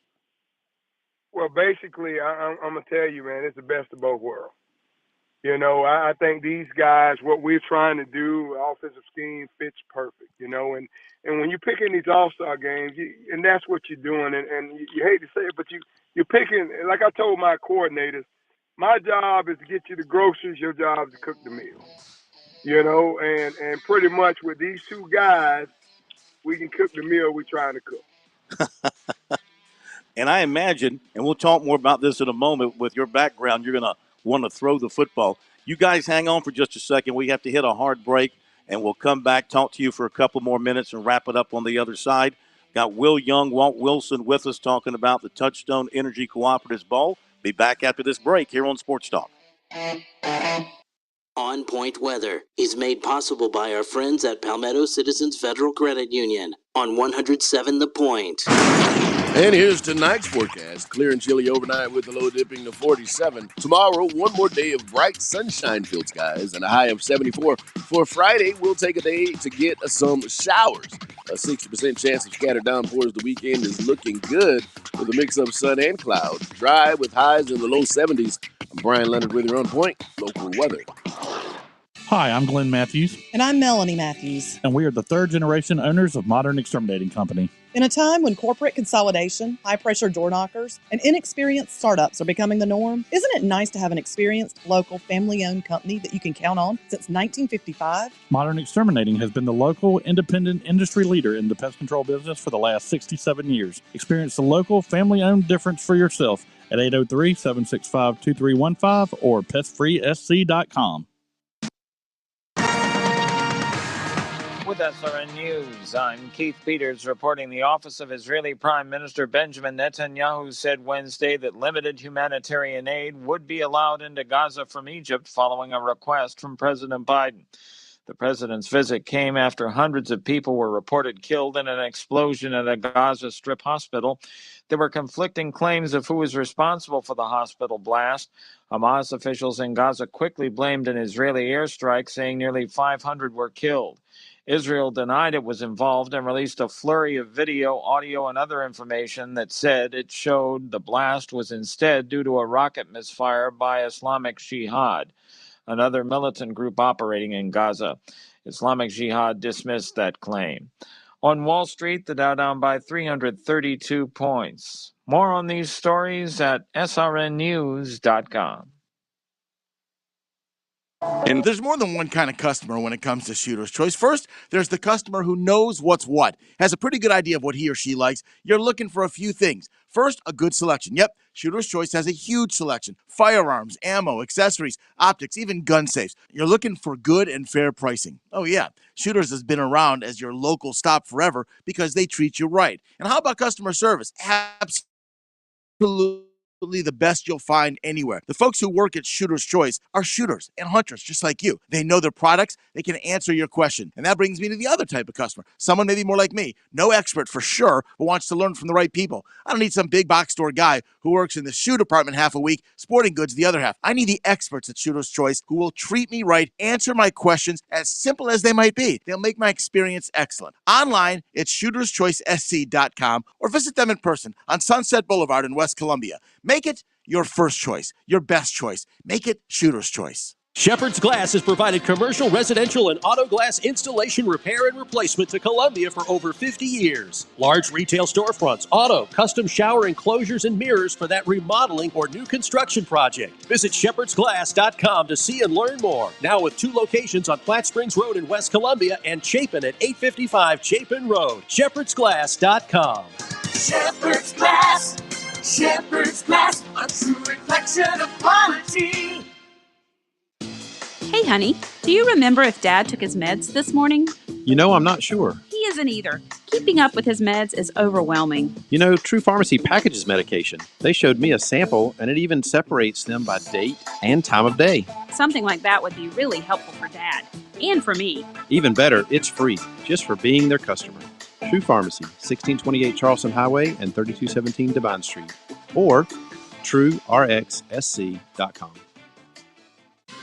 Hey, it's Jay with the Cigar Militia, Columbia's premium cigar store. Have you noticed the change in weather? Some people call it fall. We call it cigar smoking season. Or better yet, it's football weather. Come in and check out our humidor and do what I do and get your go-to stick or try something new. We've got an awesome staff willing to walk you through and help you find your new favorite. And besides, you're going to need some celebration cigars for when your favorite team wins the big game. The Cigar Militia, 1410 Colonial Life Boulevard. Hey, this is Paul Romanstein, proud owner of Midlands Landscaping Lawns. Is it time for a new lawn? You need to start with a smooth grade done right. Then a must is a new Rainbird irrigation system that comes complete with a 1-year warranty. We will then help you know what turf is right for your yard. Tiff Tough Bermuda is a great turf for full sun. Then let the pros maintain your whole property and keep your new grass green and healthy and weed-free. At Midlands Landscaping Lawns, we hate weeds. So that's why you can find us at hateweeds.com. hateweeds.com.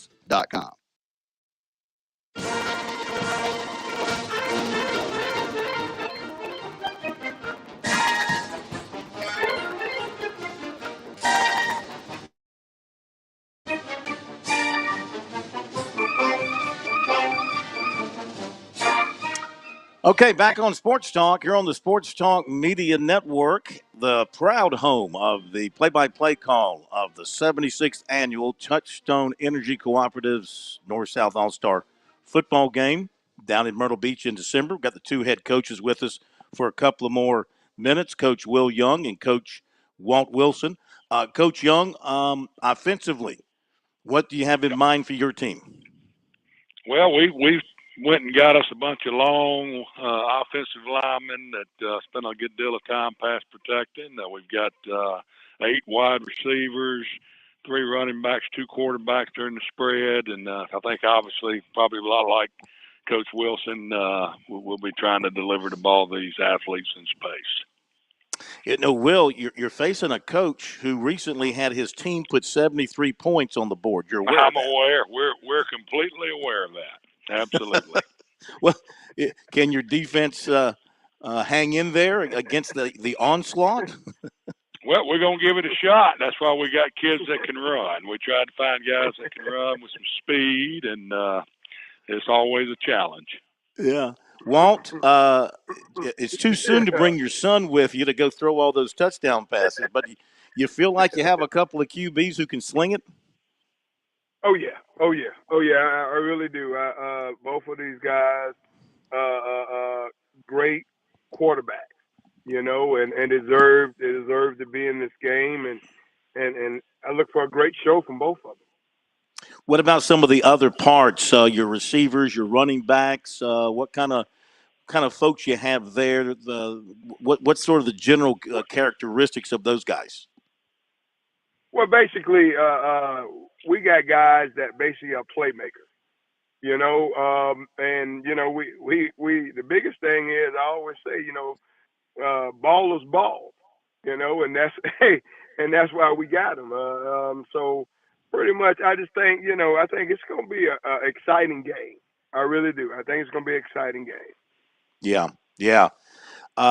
Will, would you prefer a high-scoring offensive shootout, or you're an old offensive lineman. Of course, you don't line up and just run the ball anymore, right? You can't do that in football. Well, it's really hard. That I think Coach Wilson, both and I have been in this game before, and it's difficult to do that in a 3-day span. Trying to get the run game going. It's a lot easier to get it out in space to these athletes and let them do what they do. You only got 3 days with them, so they're going to bring the talent they have with them, and that's what you got to use. Walt, let me ask you this. What does it mean for you in your coaching career to have a chance to be the head coach of the All-Star team and work with these guys and spend time at the beach and also do the things with the Touchstone Energy Cooperatives Bowl that they'll be doing down there in terms of giving back to the community? Well, I mean, first of all, it's a great honor to coach in a game with this prestige. I really, and I'm kind of biased, but I really love this game because it gives the young men the opportunity to have some fun, socialize, meet guys, and start relationships that they'll never, that never end. And for as coaching wise, it's a great honor because you get to socialize and with some of the coaches, and I always in every experience I learned something. You know what I mean? And that's what that's what you should do. And then also give a chance for these kids to help with the community, because I always believe, when you respect your community respects you.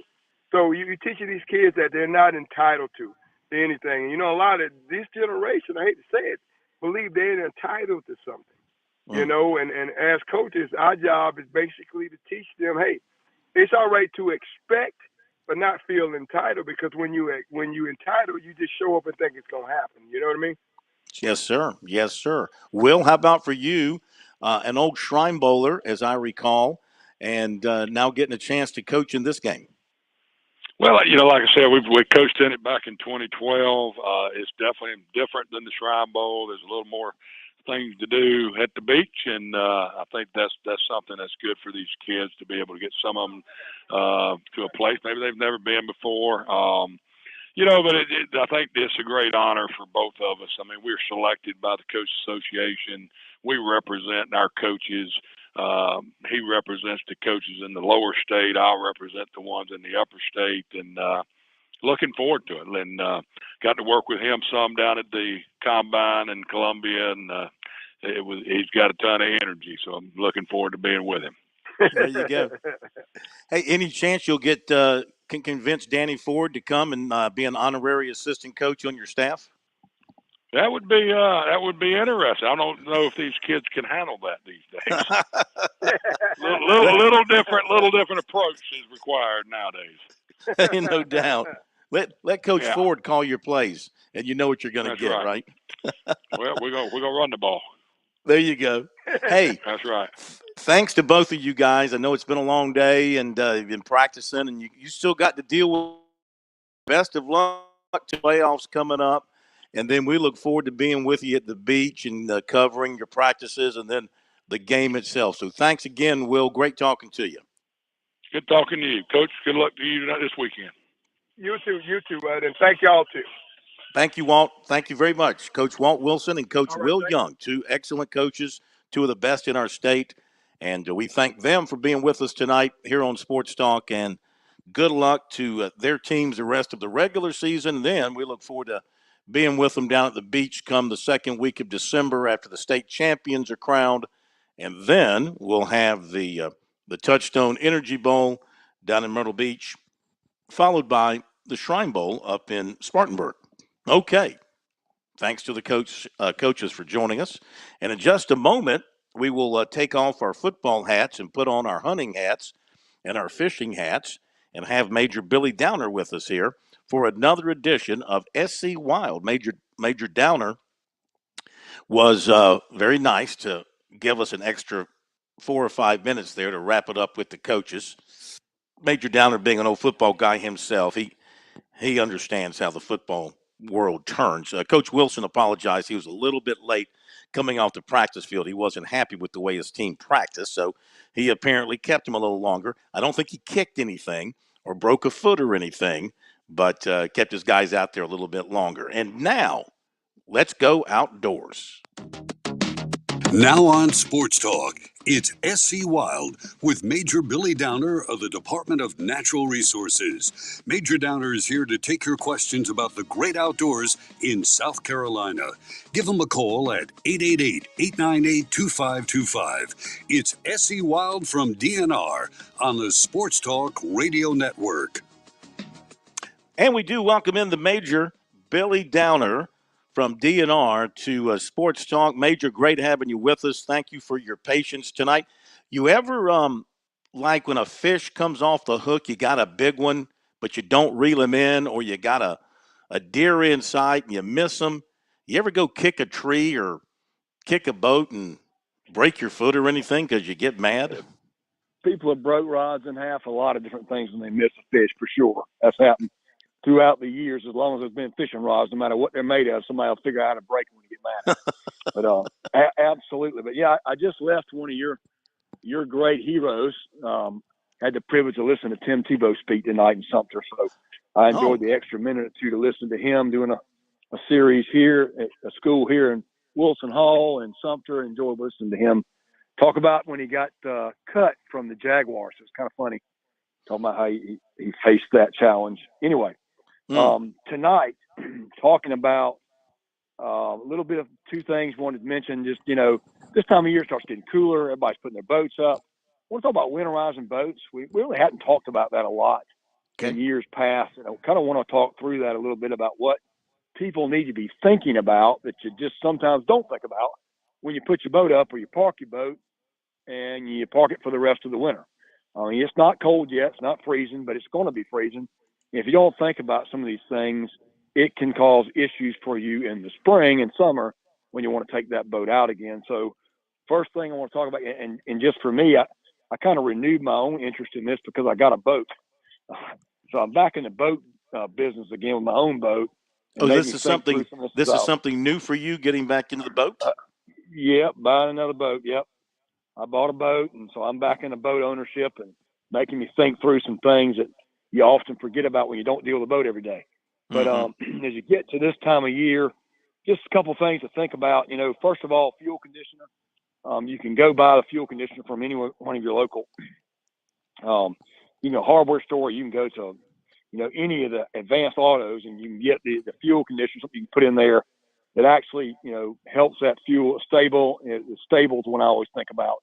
But you can put in that tank that kind of keeps that fuel stabilized for the winter time, so it's not sitting there and just gumming up or whatever else fuel does. It just happens to always do.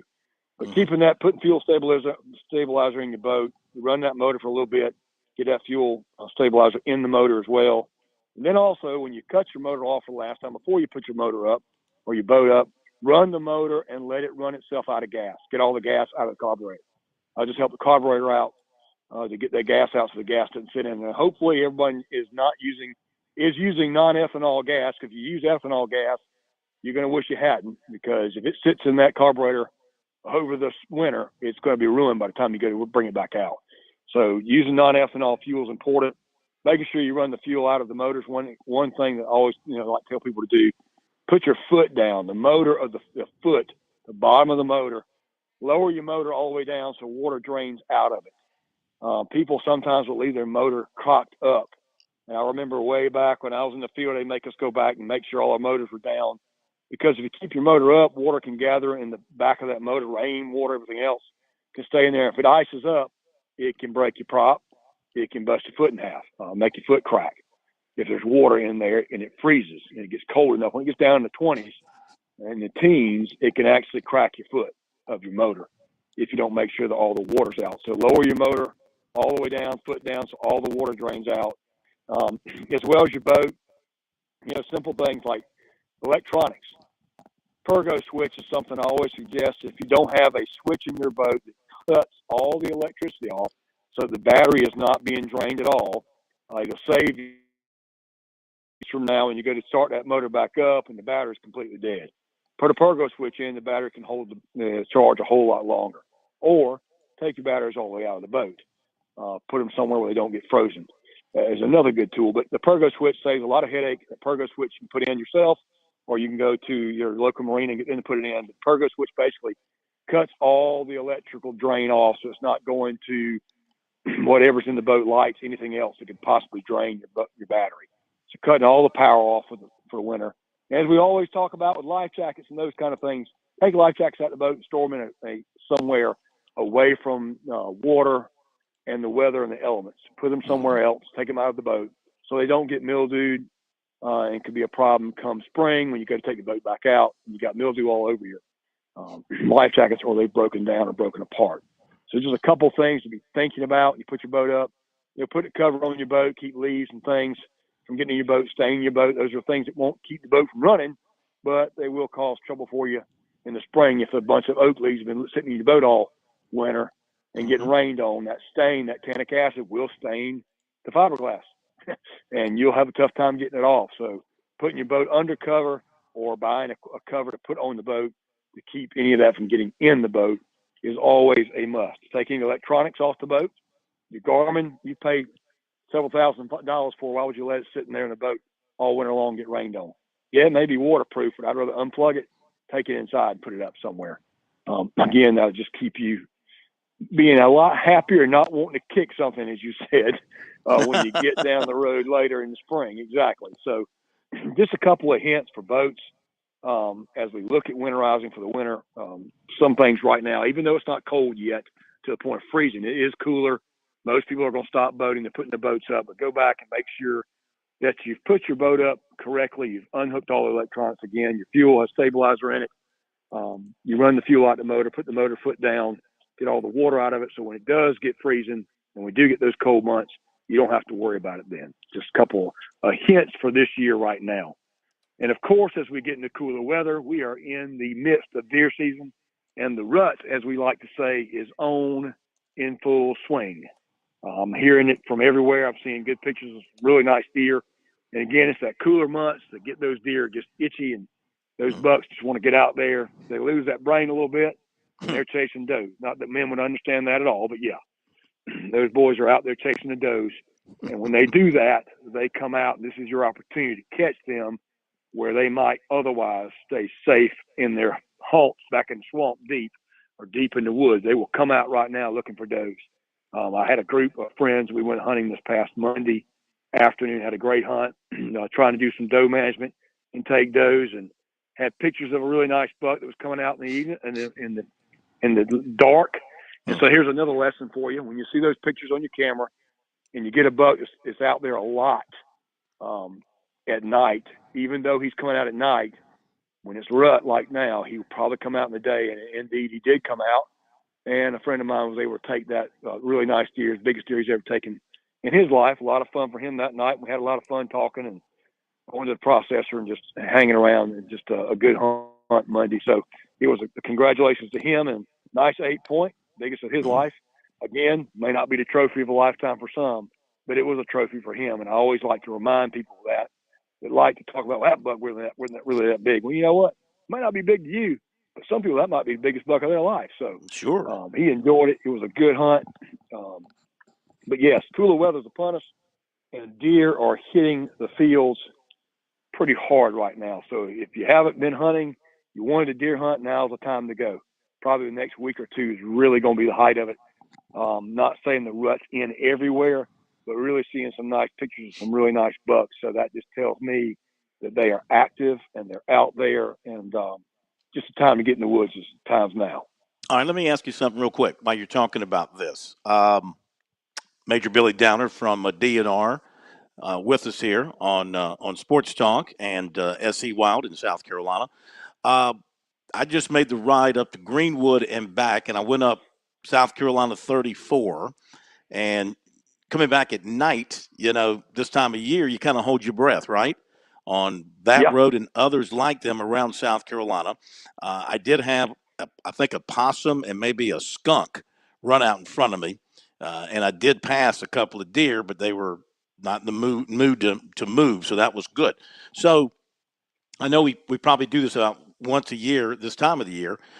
For drivers, what kind of advice do you give if you're on those back roads in South Carolina in the wooded areas and it's a coolish night and the deer are running, besides slowing down and having your brights on? And I mean, I keep my head moving from left to right, trying to keep an eye on the edge of the road in the woods. Got your head on a swivel, eh?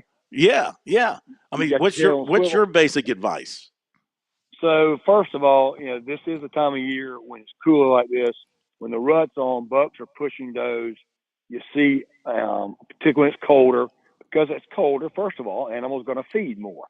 They got to create energy to keep warm. They're active right now, more active than they may have normally been. You'll see a lot more deer out at night. So,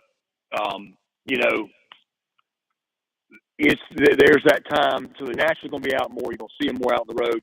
You'll see a lot more deer kills this time of year in the next few weeks, just because they're more active at night, moving around, bucks pushing does, whatever. And they're just out running, and they're out looking more. They're just out more prevalent at night. Number one, and you get taught this in AAA driving: don't jerk the wheel. Don't try to miss a deer and end up in the ditch. So many people, if you see a deer, yes, slow down. But if a deer comes out in front of you, be careful about swerving too much into the other oncoming lane, because I'd rather hit a deer than run into somebody head on. Sure. So you got to keep that in mind. That's hard in our minds to think about that. I don't want my car to get damaged, but do you want to run and head into somebody else, especially on back roads? And when you're on back roads this time of year, good idea maybe to avoid back roads at late night. Go the other way if you can, where you got more visibility. And Sumter, between Sumter and Manning, there's two different roads you can go. And we always encourage folks to drive, the wider road, 4 lanes. You got more time to react than 2-lane road through the woods. You're right. Sometimes you don't have all the time in the world to react. So you just got to be careful. Be watching. If the deer steps out, slow down. You can hit the horn if you want to. Sometimes the horn doesn't do anything. They just freeze. And the other thing, deer, when they see headlights, they will freeze as well and just not move. Just something about that light mesmerizes them, and they just stop. They just stop. And then when you get closer, all of a sudden they can jump out in front of you. It seems at the last second. But again, the biggest thing, don't jerk, swerve, you end up in the ditch or in oncoming traffic. Do your best to just stay your course, stay slow, and don't overreact. Good advice. Good advice. What about, I want to ask you this too.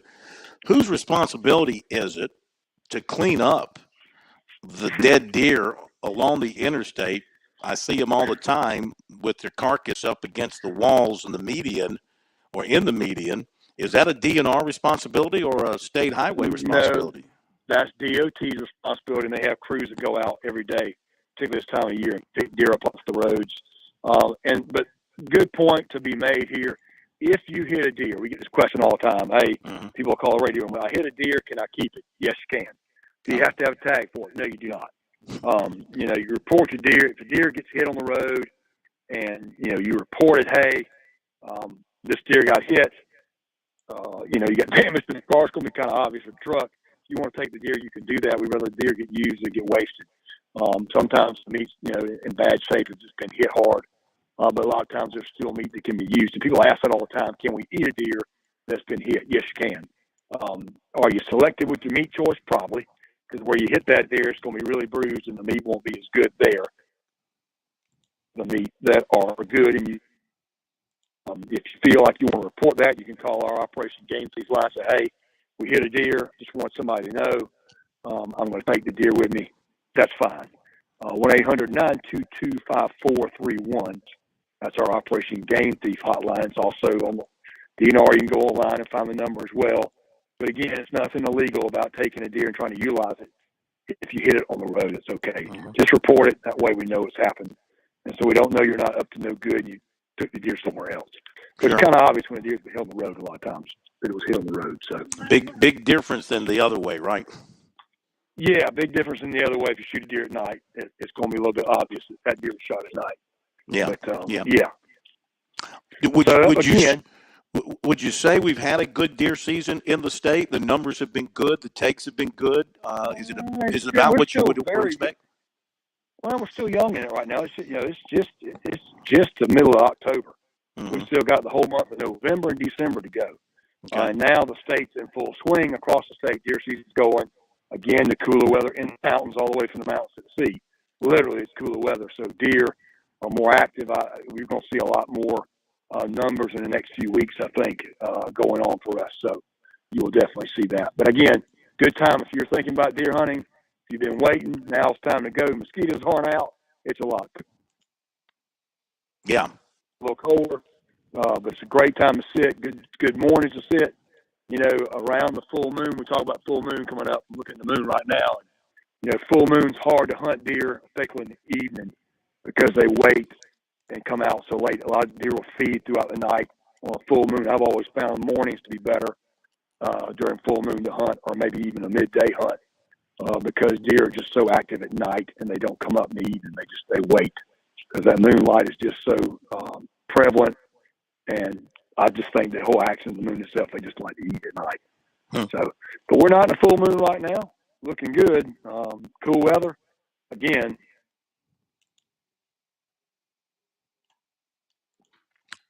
Did we lose the Major? We hang tight. Things are really getting going. There we go. You dropped out there for about 10 seconds, Major. You want to repeat what you said? Yeah, I said, sorry. We are at the, again, here we are. Cool weather. It's the time to go hunting now. There'll probably be a second rut coming in November. It's not over yet. There'll be another big cold snap and another good time to hunt. But right now, this first cool snap is really what gets deer moving. Kind of a pre-rut, maybe not even the full rut yet, but a lot of thick-neck bucks out there, which tells me they're running does pretty hard. So now's the time to go. That sounds fantastic. Work it in with your football and maybe a little golf. And by the way, have you taken the old bow and arrow out on some of your excursions? I have not. I've kind of gone back to my rifle days and still sit with my rifle now. But I still can bring it out in the future for sure. Okay. Major, as always, we appreciate you. Have a great night, and we'll talk to you in a couple of weeks. It'll be November, so look forward to being with you. Yes, sir. See you then. Thank you very much. There you go, Major Billy Downer. Great stuff about deer hunting in South Carolina. SC Wild from DNR. That'll do it for us. We'll see you tomorrow night on Sports Talk.